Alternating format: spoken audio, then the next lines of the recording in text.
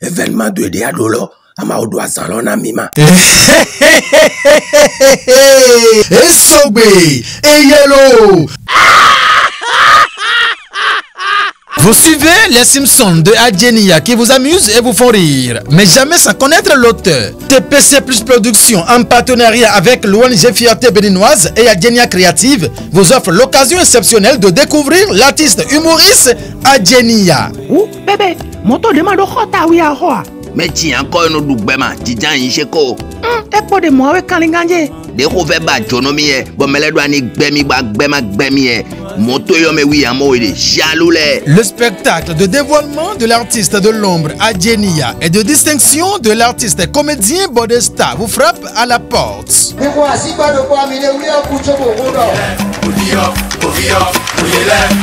L'esplanade intérieure du stade Omnisport d'Adion sera le théâtre de ce spectacle qui sera riche de par son contenu. Une seule date. Tu suis mais ouais, mania. Samedi 18 mai 2024, veille de Pentecôte. Venez vivre une soirée de ouf à Adion. Au menu, j'ai un concert, prestations artistiques des enfants de l'Académie culturelle Fierté Béninoise, projection des meilleures capsules de Adjenia et aussi surtout l'animation live des deux icônes de la vallée de l'Ouémé distinguées, Bodesta et Adjenia, qui va se démasquer à ses fans et mélomanes. Et plein d'autres surprises avec de nombreux artistes invités pour la circonstance. Un spectacle accessible à tous avec une modique somme de 1000 francs CFA et 3500 francs pour ceux qui souhaitent soutenir l'événement. Recevons un t-shirt à l'effigie de Adjenia Créative et sa petite famille. Il y a aussi des tickets soutien VIP disponibles à 5 et 10 000 francs respectivement avec un prime, un t-shirt de haute qualité avec une place de choix sur le spectacle. Ouémenou, sympathisants, annonceurs, partenaires et autres sponsors, positionnez-vous sur l'événement pour la visibilité de vos affaires. Pour plus d'informations, appelez le plus 229 67 34 74 98 ou encore le 53 10 10 17. Venez passer du bon moment avec du rire. Adjenia Créative, Network, Bonbon Cla. Voilà, mesdames et messieurs, cet événement s'annonce pour se tenir sur l'esplanade intérieure du stade chez Omnisport d'Adion, j'allais dire tout simplement. Spectacle de dévoilement et de distinction de Adjenia et de Bodesta pour la promotion de la langue au Ouémengbe. Prenez donc massivement le rendez-vous, c'est le 18 mai 2024. Nous allons revenir en ce studio parler de la deuxième partie justement de cette émission, sortie du professeur Joseph Diogbenou. C'était donc ce mercredi 17 avril 2024 où Joseph Diogbenou répondait à un journal qui aurait en tout cas dit des choses graves sur la personne de Joseph Diogbenou. Gérard Noumbé, vous avez suivi? Oui, nous avons suivi l'actualité. On a vu le journal un certain aujourd'hui au Bénin qui a écrit que Diogbenou sera candidat même sous les crépitements oui. d'âme qu'il est prêt contre vents et marées à se présenter aux élections. Oui. Moi, je n'ai pas encore vu ce qui est grave là. C'est parce que ce qui fait précédent que causent les questions de suscitation de candidature ou d'annonce de candidature qui nous amènent à ça. Et moi, c'est ce que je déplore par exemple ça. Est-ce qu'on a... Qu'avons-nous fait pour que notre pays arrive à cette étape-là où on ne peut plus se lever pour dire, pour susciter la candidature d'un ami? C'est comme si nous, un certain nombre, on se lève pour dire, nous allons porter notre ami Joël Akondé, ou bien c'est Ifadat que nous voulons porter pour sa candidature à la prochaine présidentielle. On va dire non, que ce qu'il a dit, ou bien lui-même va se lever pour dire ce que vous êtes en train de dire de moi, je ne veux pas. C'est comme on dit, Mathieu sera le plus riche du Bénin à partir de 2030 et il va se lever pour dire, ah non, non, non, non, je ne veux pas l'argent. Je crois que c'est anachronique ce qui se passe. Il est vrai, ce que le journal a dit, c'est un affront lancé contre, au nom de Diogbenou, contre le parti Union Progressiste, le renouveau. C'est un affront, mais il y a plusieurs manières de répondre. Il aurait dû se taire. Il a dit qu'il n'est pas de nature à répondre aux provocations. Bon, mais il l'a fait. Mais il a fait. Non, cette fois-ci, ça porte atteinte à sa personne. Il a été clair. Ce n'est pas parce qu'il dit. Lui, c'est un avocat. Il peut tout dire, il peut refaire. Mais il l'a fait. C'est ce qu'il a fait que nous prenons aujourd'hui comme point de départ pour dire que ce qu'il a fait, il aurait dû se taire. Mais il n'aurait pas dû se taire parce que ceux qui se sont tués, quand c'est comme ça, on a vu la conséquence. On a vu le cas Olivier Bokor quand les gens ont commencé à susciter sa candidature. C'est dans ce méli-mélo là, où ce remue-ménage qu'on a enlevé les Oswald Omeki du gouvernement. Omeki a démissionné. Ah bon, en tout cas, que Oswald Omeki a quitté le gouvernement. A quitté le gouvernement. C'est dans ce cas que récemment encore on a enlevé le patron de la BAI. Johannes Dayon. Johannes Dayon, on l'a enlevé aussi de son poste de conseil spécial et tout. Donc, je crois que par le passé, les gens l'ont dit et ils ont vu ce qui s'est passé. Wadaï, quand les gens disent dans un pays que ça, il s'est empressé pour aller porter plainte contre eux. Donc, je crois que quand on arrive à cette étape, c'est les hommes politiques, les acteurs politiques vivent un autre dictat, vivent aujourd'hui l'autocratie, qu'ils ne veulent pas dire à des gens, puisqu'ils ne sont pas libres, ils ne peuvent pas se lever pour dire, je suis candidat. Des amis ne peuvent pas se lever pour dire, mon ami là, il est candidat et c'est notre candidat de demain. Et on a dit, il faut laisser les partis politiques faire. Et je crois que c'est dans cette logique que s'inscrit cette sortie de Diogbenou que moi j'ai trouvé complètement à terre. Il n'aurait pas dû réagir, il aurait dû se taire et voir les choses évoluer. Merci Gérard Nongba DP le chronomètre. Je suis à vous, Fenou Média. Vous avez suivi Joseph Fifamé Diogbenou dans sa sortie officielle ce mercredi 17 avril 2024. Il a été clair qu'il n'est pas de nature à répondre aux provocations. Ceci peut-être tente de dépasser les limites sur une vieille non accordée. La sortie de Joseph Diogbenou, président de l'UPL Renouveau, est la manifestation évidente de la peur d'être écrasé. Il n'y a pas une autre interprétation qui vaille.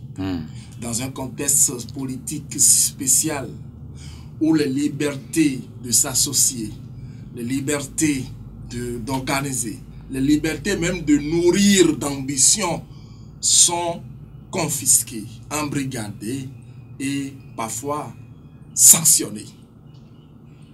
Joseph Diogbenou, j'ai vu un professeur d'université, un ancien président de la Cour constitutionnelle, un ancien député, un ancien acteur virulent de la société civile, un ancien ministre de la justice et un président de parti dans la peur. Ah bon? Oui, c'est la peur. Parce que même si on reproche au journal d'avoir produit un article aussi incendiaire, qui ne répond pas à la déontologie de notre métier, il y a quand même quelque chose de pertinent. Ce qu'il y a de pertinent, c'est qu'en fait, Joseph Diogbenou ne peut pas nous dire qu'il n'a pas des ambitions de succéder à Patrice Talon. Tout comme moi-même. Et nous savons très bien toute la motivation qu'il y a derrière ça. Nous savons l'engagement de Joseph Diogbenou à parcourir pratiquement toutes les communes du Bénin, à passer des messages de paix, des messages d'engagement politique. Lui qui est dans les tournées, qui n'a pas de temps, lui qui rapidement, après la validation du code électoral, a demandé ou dont le parti a organisé une formation pour les formateurs sur le code électoral, un code électoral encore polémique, il ne peut pas nous dire qu'il n'est candidat à rien. Mais il n'a pas dit ça. Il peut nous dire que les gens ont précipité les choses. Parce que le journal a beau être malséant dans la rédaction de l'article, le journal a beau être imprudent, et même alarmiste, mais le journal a le mérite de susciter le débat autour de la candidature ou non de Joseph Fifamé Diogbenou. Lui, qui pensait, selon, quand on voit correctement ses faits, ses va-et-vient, sa façon d'agir, Lui qui pensait que le pouvoir pouvait être lui remis dans un plateau d'or facilement comme ça en 2026. Aucun pouvoir ne se donne facilement. On le mérite. Et maintenant, je crois que Joseph Diogbenu a compris que s'il a envie de susciter à Patrice Talon, au nom de son parti, il doit prendre des responsabilités. Au lieu de rester là les bras croisés, à penser qu'en 2026, Patrice Talon va l'appeler pour dire « Jo, viens prendre le pouvoir ». Il n'aura pas ça. Il ne se retrouve pas dans ce confort aujourd'hui, Joël. Même si Patrice Talon lui remet le pouvoir en 2026, il ne va pas dire non, non. Il ne redira pas. Donc, il ne faut pas qu'il vienne nous distraire. Que le président de l'UP, le renouveau, cesse de nous distraire. Lui qui n'a pas l'habitude de répondre à des attaques, lui qui n'a pas l'habitude de répondre à des calomnies, lui qui. Nous avons encore les anciennes vidéos quand il était membre de la société civile.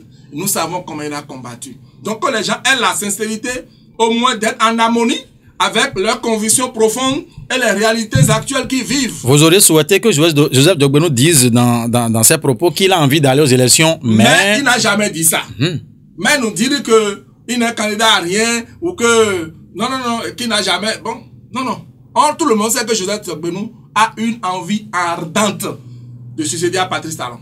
Même l'enfant qui vient de naître sait que Joseph Diogbenu, après l'humiliation qu'il a subie à l'Assemblée nationale pour avoir perdu le contrôle, tout le monde sait que la prochaine descendance de Joseph Diogbenu, c'est bien évidemment la présidente de la République. Donc qu'on sait de nous distraire. Nous connaissons ça. Il devait, contrairement à Girard, qui pense qu'il devait se taire, il devait réagir. Il devait réagir pour ne pas donner l'impression au Manitou, à son maître, que c'est vrai ce que le journal a écrit.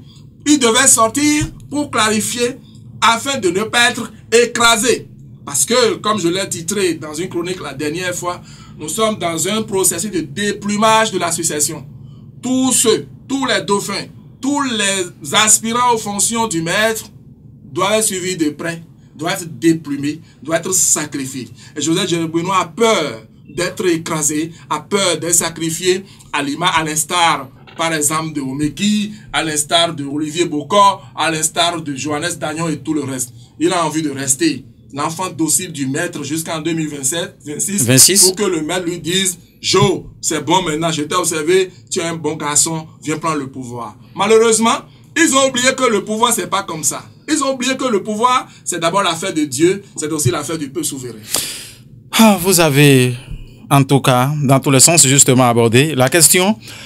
Il est sorti, justement, nous en avons parlé et tout. À quoi peut-on s'attendre les jours à venir suite à cette sortie, justement? Puisque Joël disait tout à l'heure qu'il aurait dit, candidat aux présidentielles prochaines, oui, mais de cette manière, non.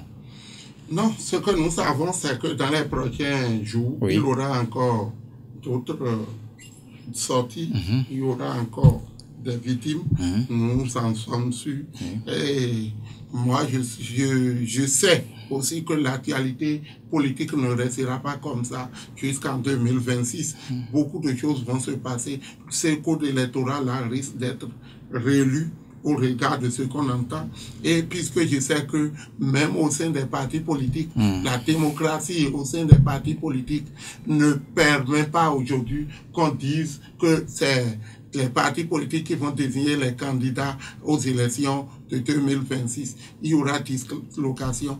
Le code n'a pas prévu le mécanisme de désignation des candidats pour les partis politiques. Et c'est là tout l'enjeu. C'est pourquoi je dis des partis risquent de voler en éclats avant même que les élections n'arrivent à cause donc de ce mécanisme, du manque de ce mécanisme de désignation des candidats.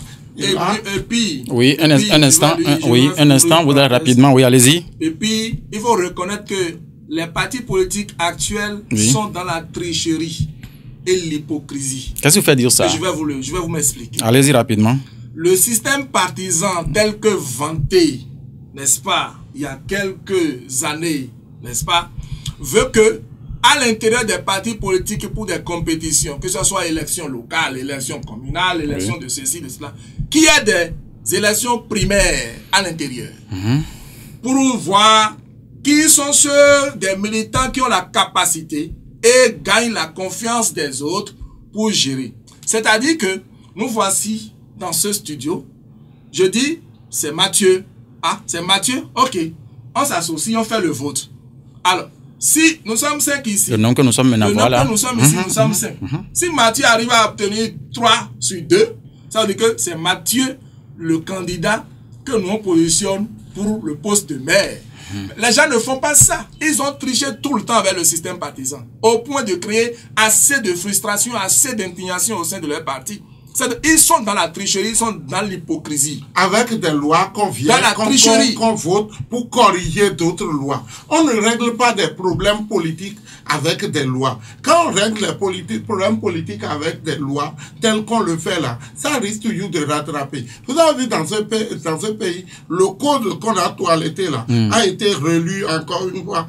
En plein même élection des maires, on a dit non, que les maires désormais, c'est les partis politiques qui vont envoyer leur nom pour les imposer. Et c'est ce qu'on avait fait pour corriger. Maintenant, on a fait la même chose pour les autres élections. L'élection n'est même pas encore venue.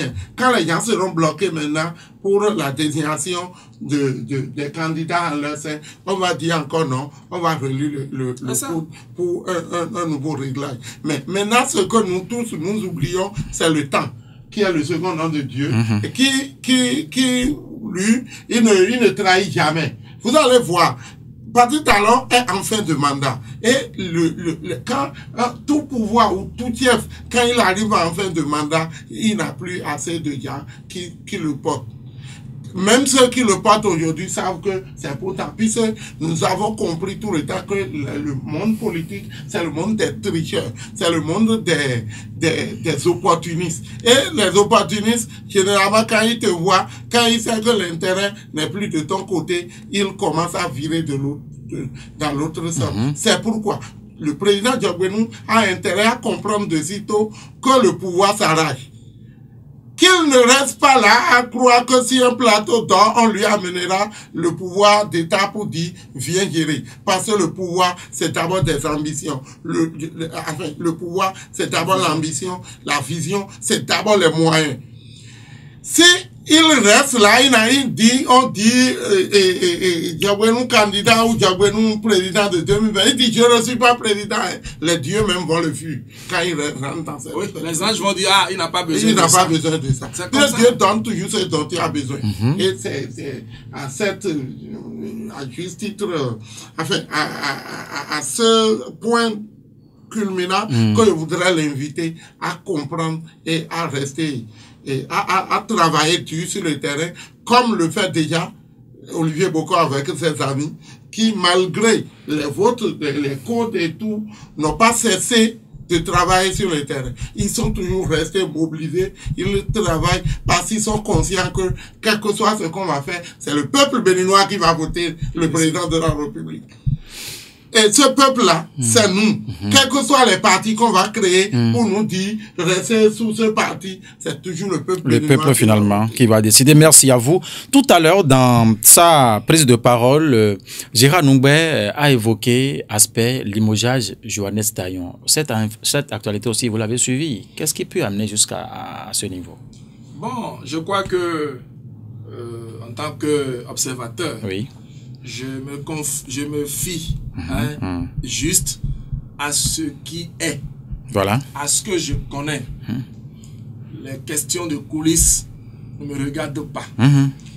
Alors, ce que je sais, oui, puisque officiellement, le gouvernement, encore moins son porte-parole, ne nous a jamais dit les raisons réelles du limogeage de Johannes Dayon, alors je liste là simplement à la guerre de succession.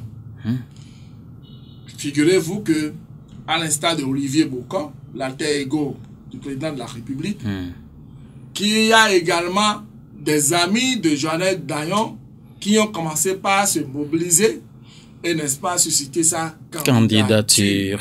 Et je vous ai dit, à l'étape actuelle des choses, et c'est humain, on ne peut pas accuser le chef de l'État, le président Talon, pour ça. C'est humain, même à votre place.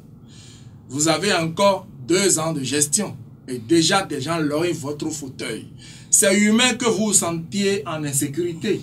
C'est humain que vous ne puissiez plus faire confiance à ces gens-là. C'est humain que vous doutiez des gens. C'est humain que vous ayez des inquiétudes. Donc, on ne peut pas dire que sur ce coup, le chef de l'État exagère de pouvoir se débarrasser de ceux qui lognent son fauteuil encore qu'il a encore 2 ans. Parce que dans la sphère politique, il y a le mal, il y a le bien. C'est beaucoup de choses ensemble qui cohabitent. Est-ce que vous voyez? Et donc moi, je lis le limogeage de Johannes Dayon à cette guerre de succession, à cette guerre de pouvoir remplacer ou de succéder à un ami. Et donc, moi, c'est ce que je dis, je peux dire en termes d'analyse. Puisque le fait officiel n'est pas connu, la cause officielle n'est pas rendue publique, ni par le gouvernement, ni par son porte-parole. Donc, on s'en tient à ce que c'est les jeux de coulisses, c'est la guerre de succession qui a emporté Johannes Dayon. Merci Joël. Gérard, je reviens avec vous avec la même question. Qu'est-ce qui peut amener jusqu'à ce limogeage? Bon, c'est le chef de l'État qui sait ce que chacun fait pour lui. C'est à lui que nous avons donné mandat. J'ai voté pour lui pour qu'il soit président de la République et nous lui avions donné plein pouvoir pour nommer qui il veut et où il veut. Et s'il enlève un collaborateur, il serait le seul à nous donner la raison de son choix. Mais ce que nous savons, quand nous avons lu le journal Jeune Afrique, qui nous rapportait l'information, Jeune Afrique disait que les deux ne s'entendent pas, ne se sont pas entendus parce que il y a un groupe qui allait susciter la candidature de Johannes Dayon. Mais Dayon lui-même, un homme responsable, n'a pas parlé, il est resté dans son silence, et c'est ça certainement que le chef n'a pas aimé aussi de ces démarches. Et il y a aussi, comme nous a dit, qu'il aurait tenté de dissuader le chef par rapport à sa position vis-à-vis du Niger, parce que Dayon tout le temps a vu que si on continue dans cette position, ce serait une déchéance pour l'économie nationale et que ce n'est pas bien que le Bénin continue de garder une certaine position vis-à-vis du peuple, du pays voisin. Je veux parler du Niger. Et que c'est ça qui serait à la base du clash entre les deux hommes. On nous a dit aussi que c'est parce qu'il a demandé au chef de rester aussi flexible à des moments donnés vis-à-vis de certains détenus. Tout ça, c'est ce que vous avez appris de bouche à oreille du Jeune Afrique. Du journal Jeune Afrique. Et il dit que que le chef n'aurait pas raison d'être toujours dur ou de ne pas être flexible vis-à-vis des détenus, Joël Aïvo et Rekiat Madougou. Et que ce n'est pas bien que le peuple, que ça ne lui fait pas bonne presse au niveau national et international. Donc je crois que si ce n'est que ces raisons, je ne vois pas ce qui est déjà grave pour qu'on enlève un collaborateur qui a atteint ce niveau, vu ce qu'on lui sait. Ce qu'on lui sait dans cette gouvernance, et quelqu'un qui est resté avec Patrice Talon, on nous a appris qu'il serait avec lui depuis 36 ans. Et si c'est le cas, ils ont même des liens familiaux. Des liens familiaux, ils seraient cousin chef de l'État. Je ne vois pas que ce soit une raison pour enlever quelqu'un comme ça.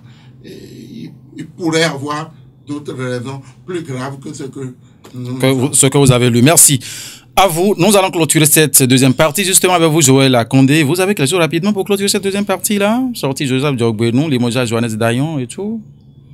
Que les acteurs politiques travaillent aux côtés du chef de l'État de façon sincère pour lui dire que le pays va mal et que les Béninois ne mangent plus à leur faim, que la pauvreté a atteint un niveau indescriptible, qu'ils disent au chef de l'État qu'on ne règle pas tout par les lois et que le peuple se sent coincé.